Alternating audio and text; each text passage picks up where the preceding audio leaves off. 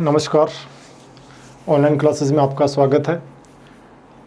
आज इलेक्ट्रोस्टैट की second series पे अपने बात कर रहे हैं। तो आज का जो हमारा टॉपिक रहेगा वो टॉपिक रहेगा अपने पास विद्युत क्षेत्र।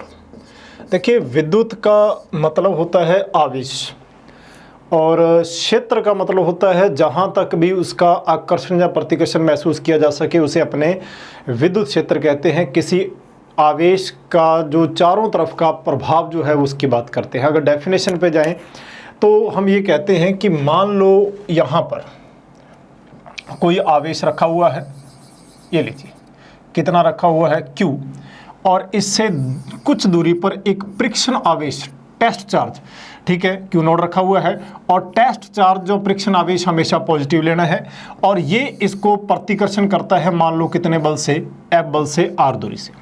और आप जानते हो कि Q नोड को लगाया गया प्रतिकर्षण बल F है तो एकांक आवेश पर कितना लगेगा, F बटे Q नोड, और एकांक आवेश पर लगने वाला जो विद्युत क्षेत्र है, जो अपने बल है, वो ही विद्युत क्षेत्र कहलाता है। ठीक है, विद्युत क्षेत्र के साथ साथ विद्युत तीव्रता है। क्षेत्र का मतलब तो उसका एरिया हो गया, ठीक है, आवेश के चारों तरफ का एरिया हो गया जहां तक वो आकर्षण या प्रतिकर्षण महसूस करता है। अगर अपने विद्युत क्षेत्र के साथ साथ विद्युत तीव्रता के बारे में बात करें तो हम ये कह सकते हैं कि किसी आवेश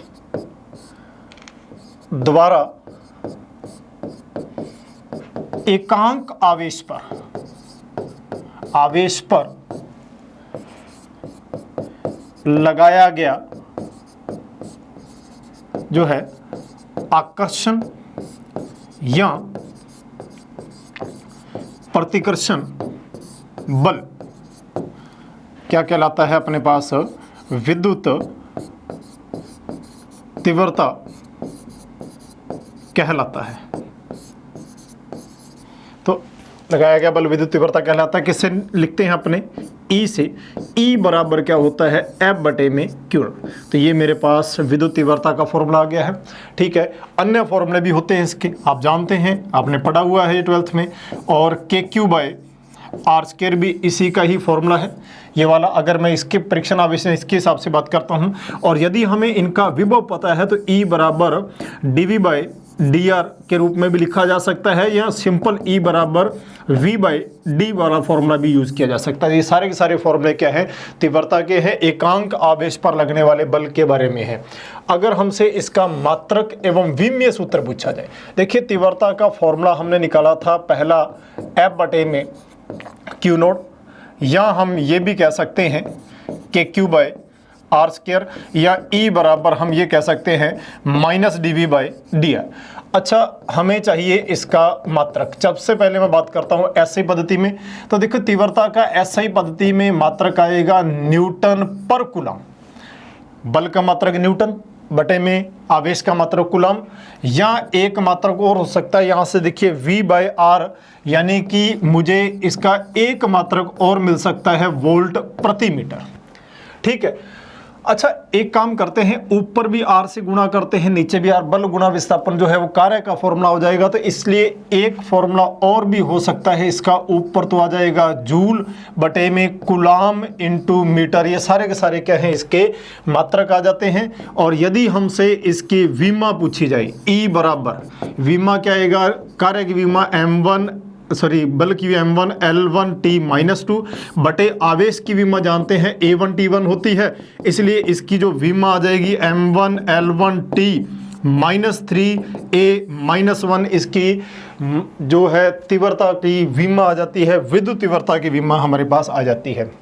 चलिए, उसके बाद कहता है कि विद्युत क्षेत्र की दिशा कौन सी होती है। देखिए, विद्युत क्षेत्र एक सदिश राशि है।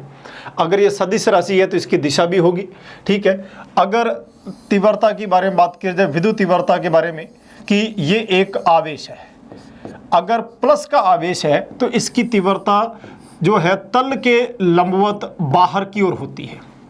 ठीक है, और यदि ये आवेश ऋणात्मक है, नेगेटिव चार्ज है, तो मैं ये कह सकता हूं कि इसकी तीव्रता जो है वो तल के लंबवत किधर आएगी, अंदर की ओर आएगी।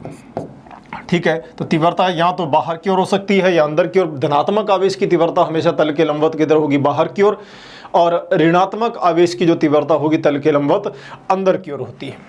ठीक है, चलते हैं। अच्छा, विद्युत बल व विद्युत क्षेत्र में संबंध। देखिए, बल और हमें विद्युत क्षेत्र या विद्युत तीव्रता में संबंध पूछा गया, तो हम जानते हैं E बराबर फॉर्मूला क्या होता है, F बटे में Q नोट। Q नोट वही परीक्षण आवेश है। या अगर बल के बारे में पूछा जाए तो F बराबर फॉर्मूला क्या आएगा, Q नोट इंटू E। ठीक है, ये बल और तीव्रता में संबंध आ गया। ठीक है, अगर हमें किसी जगह पर तीव्रता पता हो तो आवेश से गुणा करते ही वहां क्या आ जाएगा, बल आ जाएगा। अब रही बात बल लगेगा कौन सी दिशा में। ठीक है, मान लो यहां आपने एक आवेश रखा है Q, यहां जो है एक परीक्षण आवेश रखा हुआ, कोई भी आवेश रखा हुआ, परीक्षण ना कोई भी आवेश हो सकता है। तीव्रता की दिशा किधर है, ये बाहर की ओर। अगर ये प्लस का आवेश है तो यहाँ पर भी बल की दिशा भी किधर होगी, बाहर की ओर। और इसी प्रकार यदि यहाँ पर कोई आवेश Q है और इससे कुछ दूरी पर एक आवेश माइनस का रखा हुआ है, तो तीव्रता तो हमेशा तल के लंबवत बाहर की ओर आएगी, लेकिन यहाँ बल की दिशा, इस पे आकर्षण होगा, बल की दिशा किधर आ जाएगी, यहाँ पर अंदर की ओर। ठीक है, तो ये हमारे पास मान आ गया कि कौन सी दिशा में बल जाएगा और कौन सी दिशा में तीव्रता होगी। तो ये सारी बातें आ गई। बात आती है विभिन्न आवेशों के कारण विद्युत तीव्रता। देखिए, आवेश जो है प्रकृति के आधार पर बात करें तो तीव्रता के बारे में बात करते हैं तो कई प्रकार के होते हैं। जैसे एक बहुत छोटा है, हमने जो सिलेबस में पढ़ना है, इसको कहते हैं बिंदु आवेश। हमें बिंदु आवेश दे रखा है, हो सकता है हमें कोई छड़ दे दे, ठीक है, हो सकता है हमें कोई गोला दे दे। तो हमें इन विभिन्न आकृतियों के कारण तीव्रता का मान पता करना है, और इसमें सबसे पहला जो आता है पॉइंट चार्ज, यानी कि बिंदु आवेश। देखिए, बिंदु आवेश का मतलब यह है कि ऐसा आवेश जो सभी दिशाओं के लिए समरूप होता है। ठीक है, किसी भी दिशा में इसका मान ज़्यादा और कम नहीं होता, और ना ही ये आवेश कोई ध्रुवित हो सकता है, कोई ध्रुवित नहीं होगा, इतना छोटा है। और बहुत ये Q है, छोटा आवेश है Q। इसके कारण हमें कुछ दूरी पर, मान लो R दूरी पर हमें तीव्रता पता करनी है। ठीक है, यहाँ कोई बिंदु रखा हुआ है, कोई X, और इस पर तीव्रता निकालनी है, तो ये तीव्रता की दिशा ये हो जाएगी E। ठीक है, हमें यहाँ पर ये पता करना है कि यहाँ पर जो तीव्रता है इसके कारण कौन सी दिशा में जा रही है, ये तीव्रता की दिशा आ गई है। ठीक है, अब हमें इसी बिंदु पर तीव्रता पता करनी है, कितनी है। तो बिंदु आवेश के कारण जो तीव्रता का फॉर्मूला है, E बराबर फॉर्मूला होता है KQ/r²। ये किसी भी बिंदु आवेश के कारण तीव्रता है। ठीक है, यदि इसका मैं वेक्टर फॉर्मूला लिख लेता हूँ, सदिश रूप लिख लेता हूँ, तो लिखा जाएगा KQ बटे में जो है r³ का वेक्टर का मॉडुलस इनटू वेक्टर r। ये सदिश रूप भी लिखा जा सकता है, लेकिन हमें जरूरत नहीं पड़ती। और जो तीव्रता होती है वो दूरी के वर्ग के व्युत्क्रमानुपाती होती है, इसलिए जैसे जैसे दूरी बढ़ती जाएगी तीव्रता का मान वैसे वैसे तेजी से कम होता जाएगा। यदि मैं तीव्रता और दूरी के बीच ग्राफ खींचता हूँ, ये लीजिए, तो ग्राफ इस प्रकार से आएगा, दोनों तरफ टच नहीं करेगा, E समानुपाती 1/r²। तो ये क्या है, किसी भी बिंदु आवेश के कारण तीव्रता का फॉर्मूला है E बराबर KQ/r²। ठीक है, किसी भी आवेश के बारे में बात कर सकता है। ठीक है, तो ये सिंपल सा फॉर्मूला है, हमें पता होता है।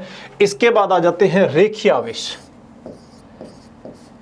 देखिए, एक छड़ है, काफी ज्यादा लंबी है और ये आवेशित है, और सपोज करो हमें छड़ की लंबाई के बारे में कुछ नहीं जानकारी दी हुई, कोई छड़ की लंबाई नहीं दे रखी, कुछ नहीं दे रखा, और हमें ये कहा गया है कि इसको आपने आवेशित कर रखा है। तो लीजिए, मैंने इसके ऊपर आवेश दे दिए, कितने, Q। ठीक है, तो छड़ का अगर बात की जाए, छड़ का जो रेखीय आवेश घनत्व है, रेखीय आवेश घनत्व, उसकी जानकारी दे रखी है। कहता लैम्डा बराबर कितना है, Q/L। एकांक लंबाई पर उपस्थित आवेश का मान रेखीय आवेश घनत्व होता है।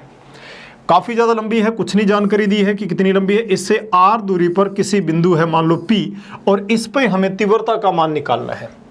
ठीक है, इस बिंदु पर तीव्रता का मान निकालना है, तो इस बिंदु पर तीव्रता का मान होता है, सीधा फॉर्मूला याद रखना, 2K λ/r होता है।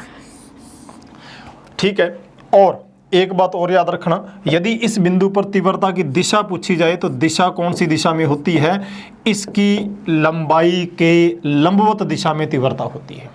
ठीक है, ना तो इधर ना इधर, तिरछा कहीं भी नहीं, इसी दिशा में। अगर अपने को लंबी छड़ के कारण तीव्रता का मान पूछा है तो फॉर्मूला सीधा याद रखना 2k लैम्डा अपॉन r, और k का मान तो आप जानते हैं कितना होता है 1/4 पाई एप्सिलॉन नॉट, या k का मान अगर देखा जाए तो 9 गुणा 10 की पावर 9 न्यूटन मीटर स्क्वायर पर कूलम स्क्वायर। ठीक है, तो ये कोई छड़ आ गई है, तो इसके कारण यहाँ जो आवेश इसके ऊपर फैले हुए हैं, और इन आवेशों के कारण यहाँ पर जो तीव्रता की दिशा है तल के लंबवत, जहाँ इस छड़ के लंबवत बाहर की ओर होगी यदि धनात्मक है। यदि ये छड़ ऋणात्मक है तो दिशा किधर आ जाएगी, फिर अंदर की ओर आ जाएगी। ठीक है, लेकिन अगर अपने को ये कहा जाए सीमित लंबाई की छड़, अब की बार अपने को यह कह दिया गया है कि एक सीमित लंबाई की छड़ है, ये लीजिए, और इसके कारण अपने को यह कहा गया है कि आप तीव्रता का मान निकालिए। कोई अब की बार बहुत ज़्यादा लंबी छड़ नहीं है, सीमित लंबाई की है, और अपने को हो सकता है या तो वो लंबाई दे देगा, अगर लंबाई नहीं देगा तो फिर वो अपने को एंगल देगा, कोण देगा। सबसे पहले अपने जो इसके बारे में बात कर लेते हैं, एक छड़ है और इसको हमने आवेशित कर रखा है, और सारा आवेश इसके ऊपर समरूप एक समान, कहीं ज़्यादा कहीं कम नहीं है, एक समान फैल गया। ठीक है, और मुझे कहा जाता है कि इससे r दूरी पर कोई बिंदु है, उस पर तीव्रता का मान निकालना है। ठीक है, इसके लिए हम एक काम करते हैं, छड़ को तीव्रता का मान निकालने के लिए एक तो ये सिरे को इससे मिला देते हैं, एक ये सिरे को इससे मिला देते हैं, दोनों सिरों को इससे मिला दिया जाता है। ठीक है, और सिरों को मिलाने के बाद मान लो ये कोण बना है बीटा और ये कोण बना है अल्फा। ठीक है, ऐसा करने से यहाँ दो दिशाओं की तीव्रता बनती है। पहली तो एक बनती है कौन सी दिशा में, x दिशा में, और दूसरी जो तीव्रता होती है वो कौन सी दिशा में आती है, y दिशा में। तो यहाँ तीव्रताएं दो दिशाओं में आती हैं, x में भी आएगी और y में भी आएगी। चलिए सबसे पहले मैं बात करता हूँ x दिशा की तीव्रता कितनी होती है। x दिशा की तीव्रता का फॉर्मूला होता है k लैम्डा बटे में r साइन जो है अल्फा प्लस साइन बीटा। ये हमारे पास इसका पहला फॉर्मूला आ गया है छड़ के लिए। और y दिशा की तीव्रता का फॉर्मूला क्या आएगा, k lambda upon r cos beta minus cos alpha. x की दिशा और y की दिशा दोनों आ गए अपने पास। ठीक है, और फिलहाल ये मान कर चलता हूं कि अल्फा बीटा आपस में बराबर नहीं है, तो दोनों दिशाओं की तीव्रता आएगी। बाई चांस अल्फा और बीटा ये दोनों बराबर हुए कोण, तो यदि ये दोनों कोण बराबर हुए तो ध्यान से देखिए यहाँ cos beta minus cos beta, तो वाई दिशा की तीव्रता नहीं आएगी। वाई दिशा की तीव्रता तभी आएगी यदि ये मध्य से या तो ऊपर हो या नीचे हो। ठीक है, अगर विशेष रूप से याद रखना कि यदि अल्फा और बीटा आपस में बराबर हो जाए तो ठीक है, ई वाई डायरेक्शन की तीव्रता क्या आ जाती है, 0 आ जाती है, क्योंकि ये आपको विशेष रूप से याद रखना है।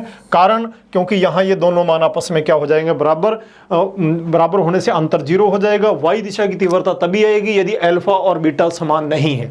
ठीक है, अगर ये दोनों समान हुए अल्फा और बीटा तो फिर वाई दिशा की तीव्रता नहीं आती, केवल और केवल एक्स दिशा की तीव्रता ही आती है। ठीक है, चलिए आगे बढ़ते हैं। मान लो ये छड़ है आपकी, अभी जिस छड़ के बारे में बात करता था वही है सीमित लंबाई की। अनंत लंबाई की तो मैंने बात कर ही ली है। ठीक है, और इससे r दूरी पर कोई बिंदु है, और मैंने अभी कहा कि ये छड़ जो है वो आवेशित की हुई है, समरूप आवेशित कर दी मैंने, और मैंने इसके दोनों सिरों के बारे में बात की है कि ये मिले हुए हैं। ये कौन सा है, अल्फा है, और ये भी कितना है, अल्फा है। कारण क्या है कि अब की ओर मैंने मान के चला हूं कि अल्फा बराबर क्या है, बीटा है। यदि तो फिर सबसे पहला बात करता हूं वाई डायरेक्शन की तीव्रता कितनी आएगी, 0, और ई एक्स दिशा की तीव्रता कितनी आएगी, के लैम्डा बटे में r sine alpha plus sine alpha, ये आएगा। तो ई एक्स दिशा में कितना आएगा, 2k लैम्डा बटे में r इंटू साइन अल्फा। ये तब फॉर्मूला आएगा यदि बिल्कुल बीचों बीच है। और एक चीज और याद रखना, यहां पर जो तीव्रता की दिशा है वो कौन सी दिशा में रहेगी, इधर एक्स में। वाई तो है ही नहीं, क्योंकि वाई तो तब आता है यदि अल्फा बीटा जो आपस में समान ना हो। अल्फा बीटा समान होते ही वाई का मान क्या हो जाएगा, 0 हो जाएगा। इसके बाद देखिए दोबारा एक छड़ है, ये लो, मैंने इसको दोबारा आवेशित कर दिया है और अब की बार फिर अपने को तीव्रता देखनी है, ठीक है। और ये मान के चलते हैं कि बिंदु R दूरी पर है और ये जो छड़ है अनंत लंबाई की है, इधर भी और इधर भी। तो ये बिंदु अपने किनारे मिलाने हैं। ये कहाँ जाके मिलेगा, अनंत पर, और ये भी कहाँ मिलेगा, अनंत पर। तो अल्फा बराबर कितना आएगा, π/2, यहाँ बीटा मान लो ऊपर वाला, और अल्फा बराबर भी कितना आएगा, π/2। हम ये कह सकते हैं कि यदि छड़ अनंत लंबाई की है, यदि अनंत लंबाई की है तो क्या लिखा जा सकता है, अल्फा बराबर बीटा बराबर π/2। देखिए अल्फा बीटा बराबर होते ही एक कंडीशन तो क्लियर होगी कि वाई डायरेक्शन की कोई तीव्रता नहीं आएगी। अल्फा बीटा बराबर आते ही तो मैं क्या लिखूंगा, वाई बराबर 0, वाई डायरेक्शन की तीव्रता नहीं आएगी। लेकिन एक्स दिशा की तीव्रता कितनी आएगी, k लैम्डा बटे में r साइन अल्फा मतलब π/2 प्लस साइन बीटा मतलब π/2, और ये इन दोनों का मान 1 + 1, तो x दिशा की तीव्रता कितनी आ जाएगी यहाँ पर, 2k लैम्डा अपॉन r। ये तीव्रता का मान आ गया यदि अनंत लंबाई की छड़ मान लेता हूँ। एक बात और ले लेते हैं, ठीक है। यदि मैं एक ऐसी छड़ मानता हूँ कि जो काफ़ी लंबी है, ये लीजिए, और फिर मैंने इसको आवेशित कर दिया है, आवेश इसके ऊपर समरूप फैल गया है और बिंदु यहां लेके चला हूं, बिंदु अपने ब्लैक से बनाएंगे कि बिंदु यहां इतनी दूरी पर रखा हुआ है, एक किनारे पर, यहां पर। इसका मतलब ये सिरा कहां मिलाएंगे हम उससे, अनंत पर जाके, यानी कि बीटा का मान तो कितना आ गया, π/2, लेकिन नीचे तो कुछ भी नहीं है। अल्फा का मान कितना आ गया, 0। तो अब की बार अल्फा बराबर तो 0 है, बीटा बराबर कितना है, π/2। अनंत लंबाई की छड़ के एक सिरे पर यदि बिंदु हो, उस कंडीशन के बारे में बात आती है। अगर ऐसा हो तो हम जानते हैं पहली बात तो Ex का कितना आएगा, देखिए k लैम्डा बटे में r sine 0 plus sine π/2, alpha का मान 0 रख दिया, तो इससे क्या आएगा, x दिशा का मान कितना आएगा, k लैम्डा बटे में r। ये तो x की तीव्रता आ गई है। अच्छा y डायरेक्शन की तीव्रता पता करते हैं, y बराबर क्या आएगा, k लैम्डा बटे में r कोस बीटा कितना, π/2 माइनस कोस 0, तो यहाँ कितना आएगा, y का मान आएगा माइनस k लैम्डा बटे में r, ठीक है। और हम ये कह सकते हैं कि दोनों के लिए Ex का परिमाण और Ey का जो परिमाण है वो बराबर आ जाएगा। लेकिन चेक करते हैं डायरेक्शन कौन सी आएगी, यहाँ इस डायरेक्शन में कौन आएगा, Ex, इस डायरेक्शन में कौन जाएगा, Ey, तो परिणामी कौन सी दिशा में आएगा, इस दिशा में। और परिणामी का मान कितना आएगा, E बराबर रूट Ex का स्क्वायर प्लस Ey का स्क्वायर प्लस 2xy कोस 90, क्योंकि दोनों के बीच में यहाँ 90 डिग्री का एंगल बना होगा। अगर मैं दोनों की वैल्यू पुटअप कर देता हूँ तो यहाँ से क्या आएगा, E बराबर रूट 2 k लैम्डा बटे में r। तो ये मेरे पास मान आ जाएगा यदि किनारे पर है। तो इस प्रकार से मैंने छड़ के बारे में बात किया कि अनंत लंबाई की छड़ है उसके मान क्या आएंगे, ठीक है। बिंदु बीच में है तब क्या आएगा, सीमित लंबाई की छड़ है तब क्या आएगा, एक किनारे पर बिंदु चला जाता है तब उसकी तीव्रता का मान क्या आएगा, ठीक है। बात करते हैं कुछ रेखीय आवेशों के मान। अगर आपसे ये कहा जाए, देखिए कि हमें एक सर्कल बना दिया,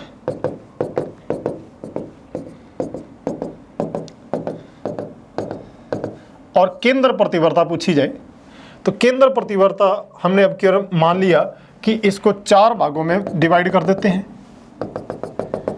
और केंद्र प्रतिवर्ता कितनी होती है, 0, ठीक है। दोबारा देखिए, अब की बार मैंने सिर्फ 3/4,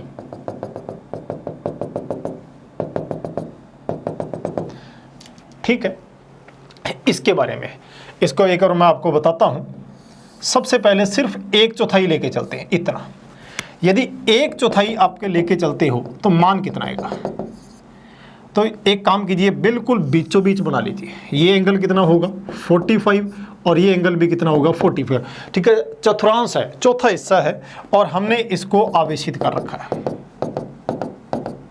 ठीक है, एंगल कितना आएगा यहाँ पर देखिए 45, तो तीव्रता अल्फा बराबर बीटा है, 45 वाई दिशा की, तो ऐसा कोई नहीं है। तो कितना आएगा?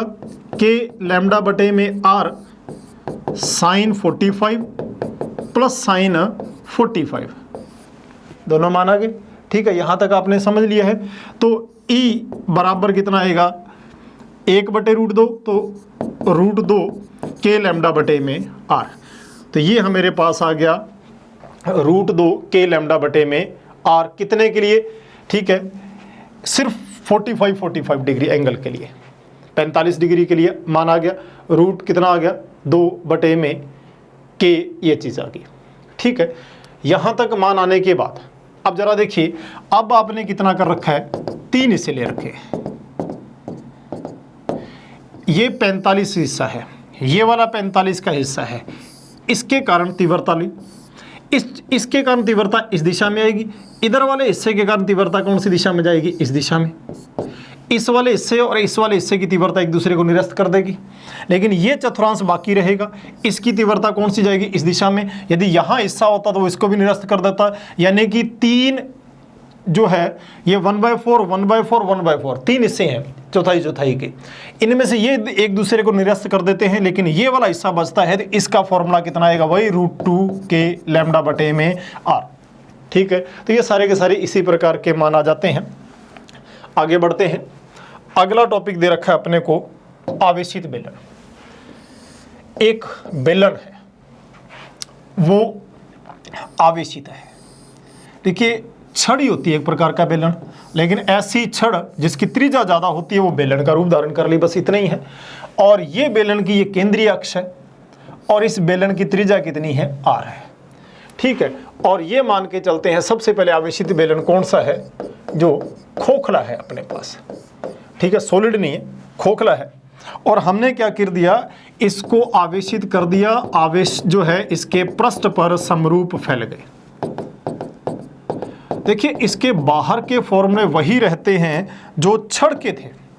अगर कोई बिंदु बाहर है, स्मॉल आर, और स्मॉल आर का मतलब small R greater than capital R, बिंदु की दूरी त्रिज्या से ज़्यादा है। बाहर तीव्रता पूछी जाए तो ई बराबर वही 2 के लैम्डा बटे में आर होती है। यदि बिंदु पृष्ठ पर हो, ई पृष्ठ पर, देखिए स्मॉल आर जो है दूरी के इसके बराबर आ जाएगा, तो फॉर्मूला आता है 2 के लैम्डा बटे में कैपिटल आर। लेकिन अंदर कोई आवेश नहीं है, अंदर आवेश ना होने के कारण अंदर सभी जगह पर तीव्रता क्या होती है? 0। यदि बाहर देखा जाए इसके, तो बाहर तीव्रता जो होती है ई बराबर कितनी? 2 के लैम्डा बटे में आर। यदि पृष्ठ पर तीव्रता देखी जाए तो स्मॉल आर बराबर किसके? Capital R. तो ई बराबर कितना होता है? 2 के लैम्डा बटे में कैपिटल आर। लैम्डा जो है वो रेखीय आवेश घनत्व है। और यदि पूछा जाए अंदर small R less than capital R या केंद्र पर भी, तो अंदर तीव्रता कितनी होती है? 0 होती है। अगर यदि मैं इनके लिए ग्राफ बनाने की कोशिश करूं तो यहाँ पर तीव्रता ले लेते हैं और इधर हम दूरी ले लेते हैं, और जहाँ तक दूरी जो है बाहर निकलते हैं तो ई जो है जो स्मॉल आर के हैं पृष्ठ पर आ जाती है, लेकिन अंदर तीव्रता कितनी आ जाती है? 0। तो ये किसके लिए आया? अपने आवेशित बेलन, वो भी कौन सा? खोखला। दूसरा एक और बोलते हैं जो है अचालक बेलन। ठीक है, याद रखना, खोखला भी हो सकता है, ठोस चालक भी हो सकता है ये। लेकिन अब की ओर अपने नॉन कंडक्टिंग की बात करते हैं, अचालक की बात करते हैं।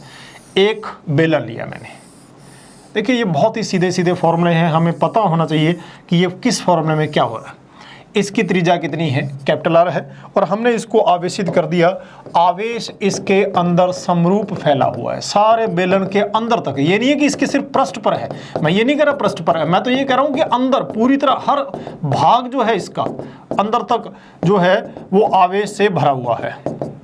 अगर इसका घनत्व निकालेंगे तो अंदर का, तो फिर वही बातें आएंगी सारी की सारी, जैसे आयतनीय आवेश घनत्व। तो चलिए अपने से एक और बाहर की बात करते हैं।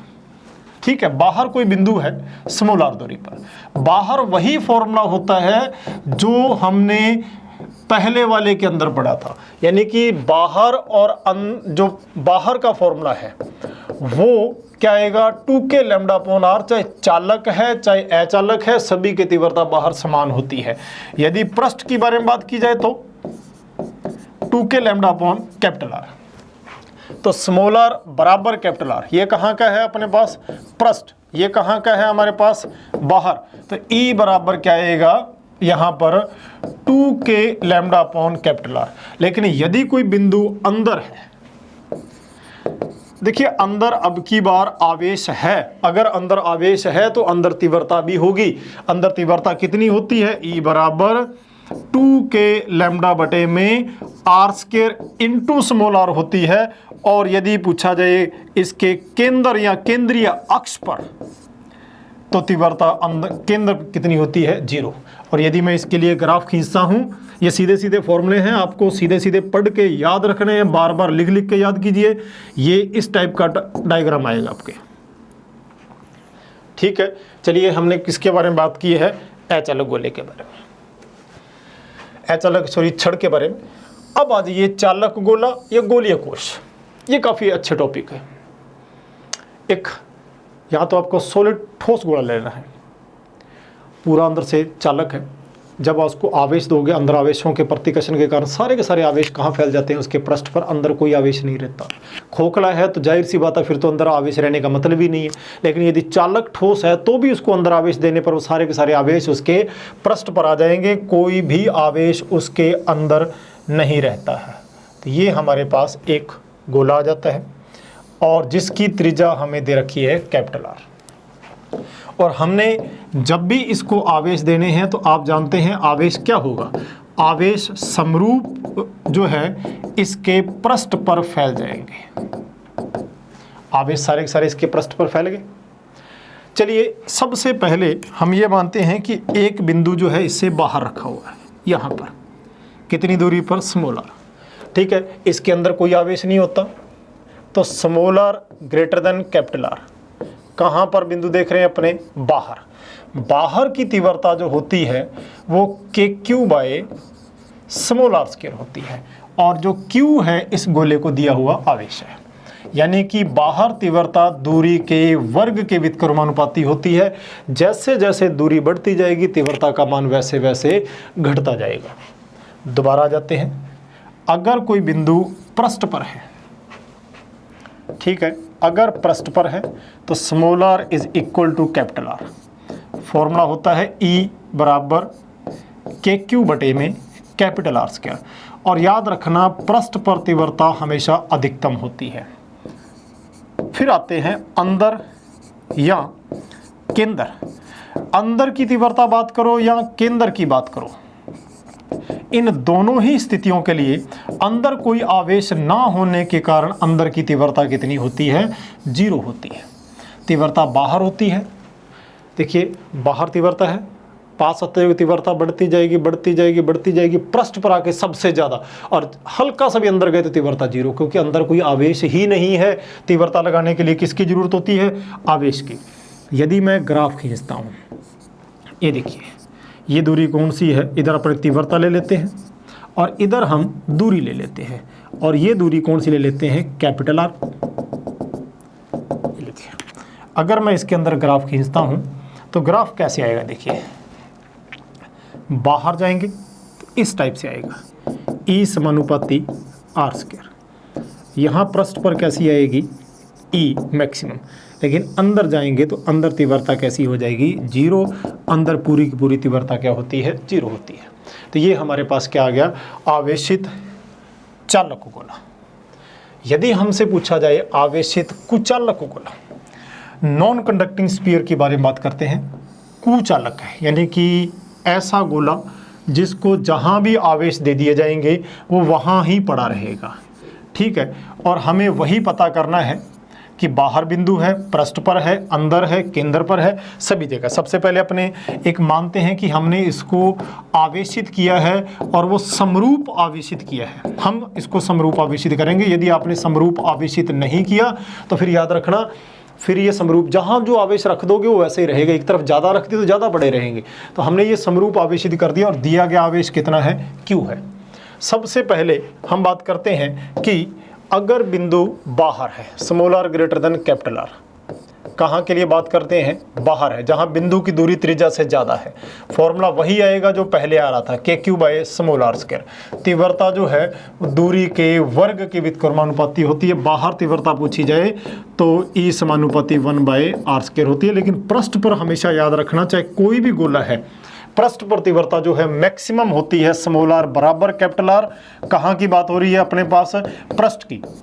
तो E बराबर फॉर्मूला क्या होता है, KQ by capital R square, और E बराबर कहाँ होता है, मैक्सिमम तीव्रता होती है, सबसे ज़्यादा तीव्रता होती है। चलिए हम बात करते हैं, थोड़ा और चलते हैं, ठीक है।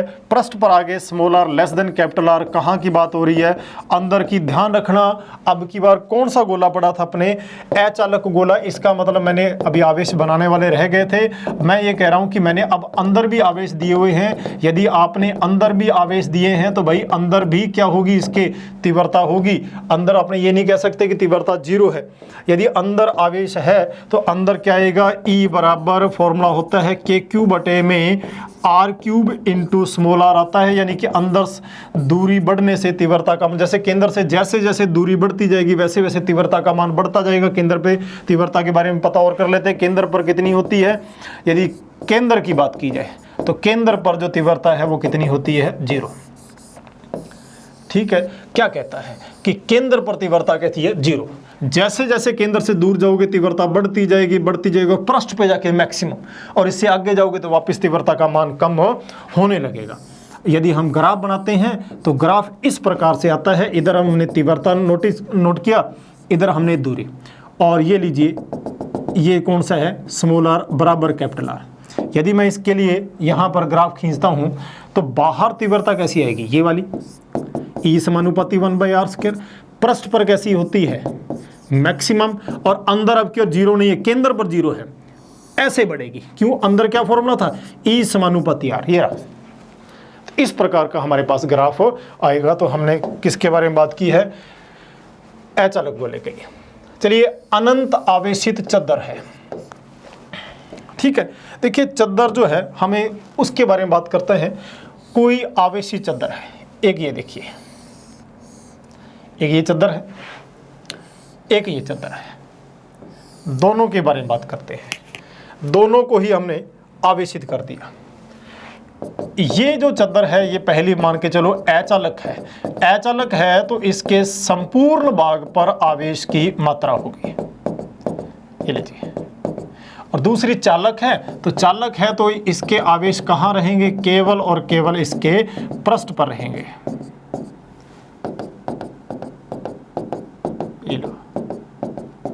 ठीक है। अगर इसके कारण हम ये कौन सी पड़ी थी, बात कर रहे हैं अचालक की, और ये कौन सी हम बात करते हैं, चालक की। ठीक है, अचालक के केंद्र से r दूरी पर तीव्रता देखी जाए तो E बराबर फॉर्मूला होता है सिग्मा अपॉन 2ε। और सबसे बड़ी बात है, छोटी दूरियों के लिए ये दूरी पर निर्भर नहीं करती, यानी कि दूरी के साथ यदि अपन देखा जाए तो ये। और इसी प्रकार यदि अपने को चालक ली जाए r दूरी पर तो ये भी दूरी पर निर्भर नहीं करती। इसका फॉर्मूला था सिग्मा अपॉन ε, यानी कि E समानुपाती r⁴।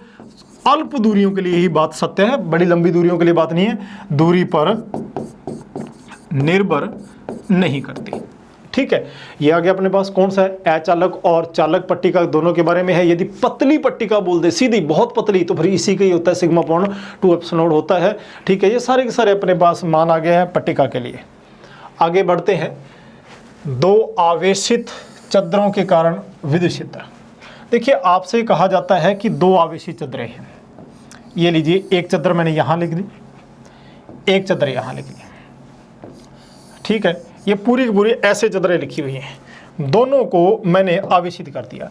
सबसे पहले दोनों को मैं समान आवेश देता हूँ। जहाँ तो दोनों को ही प्लस कर दो या दोनों को ही आप माइनस कर दो। दोनों को मैंने क्या कर रखा है, समान आवेशित से आवेशित कर दिया। और इसमें 3 बिंदु मान लेता हूँ, एक बाहर, एक बीच में और एक इधर। इस पर आवेश घनत्व प्लस सिग्मा 1 है, इस पे आवेश घनत्व प्लस सिग्मा 2 है। हो सकता है दोनों का बराबर कहते बराबर भी मान लेना। देखिए बिंदु जब भी मानने हैं वो सारे बिंदु प्लस के मानने हैं। और याद रखना पट्टिका के कारण जो तीव्रता है वो दूरी पर निर्भर नहीं करती। तो ये पहली पट्टिका इस बिंदु को प्रतिकर्षण करेगा, दूसरी प्लस की, दोनों प्लस की प्लेटें और बिंदु प्लस का दोनों की तीव्रता बाहर इस दिशा में आएगी। तो यहाँ तीव्रता क्या आएगी, E1 और E2 दोनों बाहर आ जाएगी। तो मैं कुल तीव्रता कितनी आ जाएगी, अगर ए बिंदु पर देखूं तो ए पर कितनी आएगी, E1 प्लस E2। तो ए बिंदु पर कितनी आएगी, ठीक है, सिग्मा 1 बटे में 2 एप्सिलॉन प्लस सिग्मा 2 बटे में 2 एप्सिलॉन, क्योंकि दोनों की तीव्रता इधर जा रही है।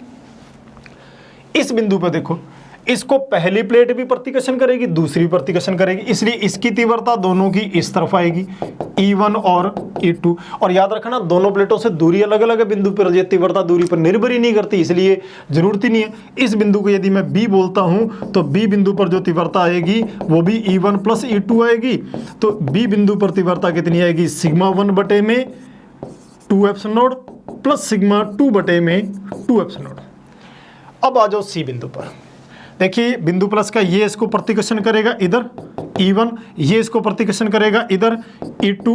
तो C बिंदु पर जो तीव्रता आएगी वो कितनी आएगी, E1 माइनस E2।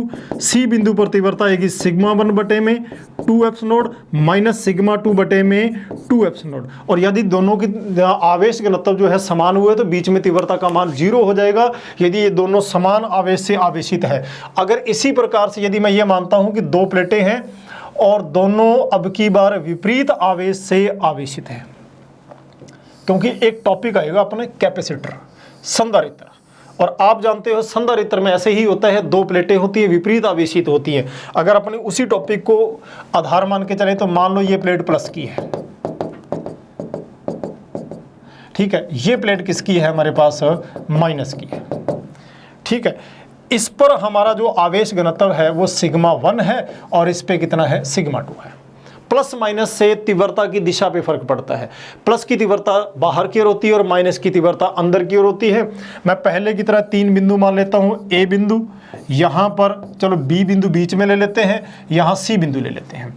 बिंदु हमेशा प्लस के लिए जाते हैं। अच्छा, पहली प्लेट इस प्लस वाले बिंदु को क्या करेगी, प्रतिकर्षण। दूसरी प्लेट इस प्लस वाले बिंदु को आकर्षण करेगी। क्यों, क्योंकि एक प्लस प्लस को प्रतिकर्षण करेगा, माइनस बिंदु तो हमेशा प्लस का है, माइनस को आकर्षण करेगा। तो यहाँ की तीव्रता जो आएगी वो क्या आएगी, E1 माइनस E2 कितनी आएगी, यहाँ देखिए सिग्मा 1 बटे में 2 एप्सिलॉन माइनस सिग्मा 2 बटे में 2 एप्सिलॉन। अच्छा, सी बिंदु पर भी चल लेते हैं। प्लस का बिंदु है, ये माइनस इसको आकर्षण करेगा जबकि ये प्लस इसको प्रतिकर्षण। तो प्रतिकर्षण करेगा E1 और आकर्षण करेगा किससे, E2 से। तो सी बिंदु पर तीव्रता क्या आएगी, E1 माइनस E2। सी बिंदु पर कितनी आएगी, sigma 1 upon 2 epsilon minus sigma 2 बटे में 2 एप्सिलॉन। आ जाइए भी, प्लस का बिंदु है। अच्छा, ये प्लस इसको प्रतिकर्षण करेगा E1 और ये माइनस इस प्लस को आकर्षण करेगा E2। तो बीच में जो तीव्रता आएगी वो कितनी आएगी, E1 प्लस E2। बी बिंदु पर कितनी आएगी, सिग्मा 1 बटे में 2 एप्सिलॉन प्लस सिग्मा 2 बटे में 2 एप्सिलॉन, ठीक है। और यदि कैपेसिटर होता तो वहाँ ये दोनों परिमाण में बराबर होते हैं, तो यहाँ सिग्मा 1 बराबर सिग्मा 2 जुड़ जाते। तो ये सारे के सारे हमने प्लेटों के बीच की बारे में बात की है कि बात है। अब रही बात है एक और पॉइंट की, उदासीन बिंदु। कहता उदासीन बिंदु कई बार पूछ लेता है कि 2 आवेश हैं, उनके कारण उदासीन बिंदु क्या होता है। इसमें उदासीन बिंदु ज्ञात करने का मतलब है, उदासीन बिंदु का पहला मतलब होता है वो बिंदु जहां पर परिणामी तीव्रता का मान 0 होता है, उसे उदासीन बिंदु कहते हैं। तो हम ये कह सकते हैं कि वह बिंदु जिस पर परिणामी तीव्रता 0 होती है, परिणामी तीव्रता 0 होती है, वह उदासीन बिंदु कहलाता है, ठीक है। पहला बिंदु हम ये कहते हैं कि यदि दो समान प्रकृति के आवेशों, यदि दो समान प्रकृति या तो दोनों ही प्लस के होंगे या दोनों ही माइनस के होंगे, उस कंडीशन पे बात करते हैं। तो ये देखिए, मान लो ये एक आवेश है और ये दूसरा आवेश है और दोनों को कुछ दूरी पर रखा हुआ है। ठीक है, ये कितना है, Q1 है और ये Q2 है, और दोनों की बीच की दूरी कितनी दे रखी है, R दे रखी है। ध्यान रखना, या तो दोनों ही प्लस के हैं या दोनों ही माइनस के हैं, समान प्रकृति के हैं, उस कंडीशन पे बात कर रहा हूं। तो हम उदासीन बिंदु मानते हैं कि मान लो ये वो बिंदु है जहां पर इसकी तीव्रता और इसकी तीव्रता, दोनों तीव्रताएं बराबर और विपरीत है। उदासीन बिंदु तो वही होगा जहां दोनों तीव्रताएं बराबर और विपरीत हो जाएगा, परिणामी तीव्रता 0 हो जाएगी। तो ये दूरी मान लो किधर से है, x मान लो, तो ये दूरी कितनी हो जाएगी, r - x हो जाएगी। ठीक है, और वो बिंदु पर क्या होगा कि इसके कारण उत्पन्न तीव्रता कितनी हो जाएगी, E1, और इसके कारण उत्पन्न तीव्रता जो हो जाएगी E2। ये दोनों तीव्रताएं क्या हो जाएंगी, बराबर और विपरीत हो जाएगी। तो मैं क्या लिख सकता हूं, E1 बराबर किसके हो जाएगा, E2 के। ब्लैक ले लेते हैं, तो कितना आएगा, K Q1 बटे में x² दूरी का वर्ग बराबर किसके आएगा, K Q2 बटे में R - x का स्क्वायर। यदि दो समान प्रकृति के आवेश हैं तो उदासीन बिंदु हमेशा दोनों के बीच में होता है, कहीं पर भी बीच में, बाहर नहीं होगा, बीच में होगा उदासीन बिंदु। ठीक है, अगर समान प्रकृति, चाहे दोनों ही प्लस के हैं या दोनों ही माइनस के, तो उदासीन बिंदु कहाँ लिया जाएगा, इन दोनों के बीच में। यदि मैं इसी प्रकार और बात करता हूं, दूसरा पॉइंट, यदि आवेश विपरीत प्रकृति के हैं, ठीक है, तो उदासीन बिंदु कहां आएगा, ध्यान से देखिए। अब की बार एक आवेश जो है वो प्लस का है, एक माइनस का है। ठीक है, एक प्लस का है और एक माइनस का है। ये कौन सा है, Q1 है, और ये कौन सा है, Q2 है।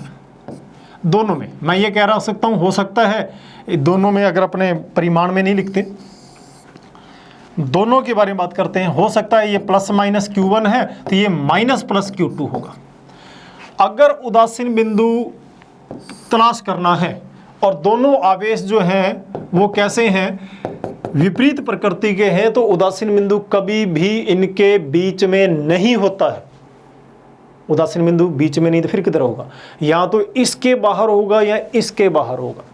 यदि दोनों आवेशों की प्रकृति समान नहीं है तो उदासीन बिंदु इनके बीच में ना होकर बाहर पाया जाएगा। किधर होगा, तो हम ये कह सकते हैं कि उदासीन बिंदु बाहर होगा तथा उस तरफ होगा जहां आवेश का परिमाण कम है। प्लस माइनस से कोई मतलब नहीं है, ठीक है, आवेश का परिमाण कम है। जैसे ये एग्जांपल है, मान लो आपको ये कह दिया गया कि Q1 का परिमाण छोटा है किधर से, Q2 से। तो अगर परिमाण छोटा है तो उधर उदासीन बिंदु पाया जाएगा। अगर ये परिमाण छोटा है तो उदासीन बिंदु छोटे की तरफ। ठीक है, अगर ये दूरी कितनी मानते हैं, x इससे, तो ये दूरी कितनी आ जाएगी, r + x हो जाएगी। ठीक है, इसके कारण ये मान लो इसको प्रतिकर्षण करता है, E1 तो वो इसके विपरीत है, वो आकर्षण करेगा, कौन सा, E2। तो हम ये कह सकते हैं कि यहाँ क्या आएगा कि E1 बराबर E2, कितना आएगा, K Q1 बटे में x² बराबर K Q2 बटे में R + x का स्क्वायर। इससे हम उदासीन बिंदु की स्थिति निकाल सकते हैं। तो आपको यदि समान प्रकृति के आवेश है तो उदासीन बिंदु बीच में, यदि उनकी प्रकृति समान नहीं है तो उदासीन बिंदु बाहर होगा और उस तरफ होगा जिधर का परिमाण कम होगा। यदि ये परिमाण में छोटा है तो इधर होगा। परिमाण का मतलब प्लस माइनस से कोई लेना देना नहीं अपना। प्लस से क्या है, ये माइनस का संख्या, वो नंबरिंग छोटी किधर की है उस तरफ अपने को ये मान आएगा। तो हमने उदासीन बिंदु ज्ञात करने का तरीका पता कर लिया है। तो आपके सामने आज हमने विद्युत क्षेत्र और विद्युत तीव्रता के बारे में जानकारी प्राप्त की। कौन सी आकृति की तीव्रता कितनी होती है, इस चीज़ के बारे में हमने जानकारी प्राप्त की है। आशा आपको समझ आया होगा। अगली सीरीज तक के लिए जय हिंद।